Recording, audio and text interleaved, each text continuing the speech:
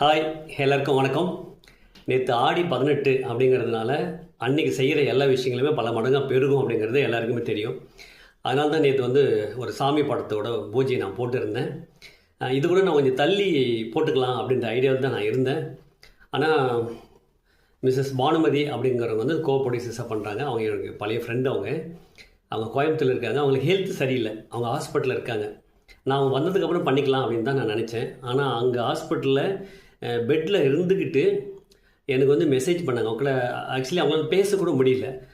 இல்லை, நல்ல நாள், நீங்கள் ஸ்கிரிப்ட் எழுதுறதுக்கு நீங்கள் தயவுசெய்து பண்ணிவிடுங்க, யோசிக்க வேண்டாம், இந்த நாள் மறுபடியும் அடுத்த வருஷம் தான் கிடைக்கும் அப்படின்னு அவங்க போட்டிருந்தாங்க.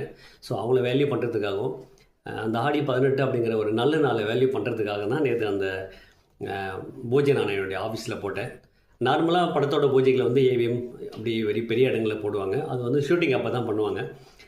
இது ஸ்கிரிப்டு, அதாவது இது முழுமையான ஸ்கிரிப்டு நான் இன்னும் பண்ணலை. ஸோ லைன் தான் இருக்குது.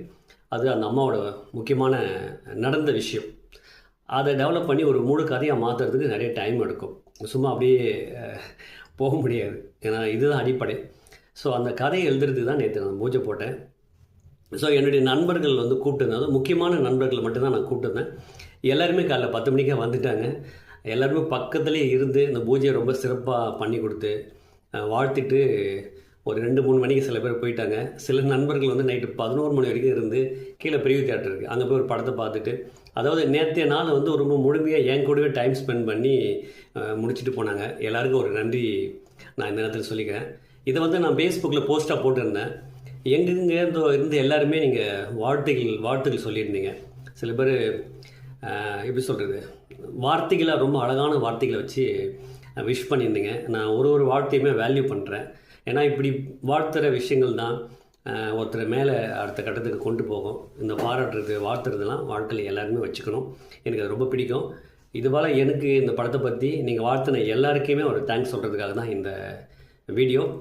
ஸோ இந்த ஷூட்டிங் அப்படிங்கிறது கொஞ்சம் லேட்டாகும். எனக்கு அதையெல்லாம் முடிச்சுட்டு ப்ராப்பராக அதுக்கு ஒரு பட்ஜெட் போட்டு, அது இன்னும் மெயின் ப்ரொடியூசர்ஸ் எனக்கு ஆக்சுவலி இன்னும் இல்லை.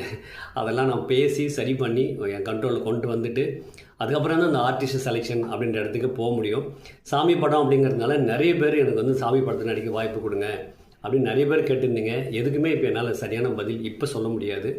இது முதல்ல ஸ்கிரிப்ட் முடிட்டோம், எனக்கு சரியான ப்ரொடியூசர்ஸ் அமையட்டும். அதுக்கப்புறம் ஷூட்டிங் போகிறதுக்கு முன்னாடி நடிகர்கள் தேர்வுன்னு ஒன்று இருக்கும்.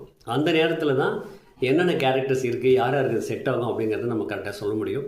அந்த டயத்தில் மேபி அம்மாவோட அருள் இருந்ததுன்னா யாருக்கு எனக்கு கொடுக்க முடியுமோ நிச்சயமாக கொடுப்பேன். அப்போ நம்ம அதை நீங்கள் பயன்படுத்திக்கலாம். ஒரு தேங்க்ஸ் சொல்கிறதுக்காக தான் இந்த வீடியோ. சரியா? பாய்.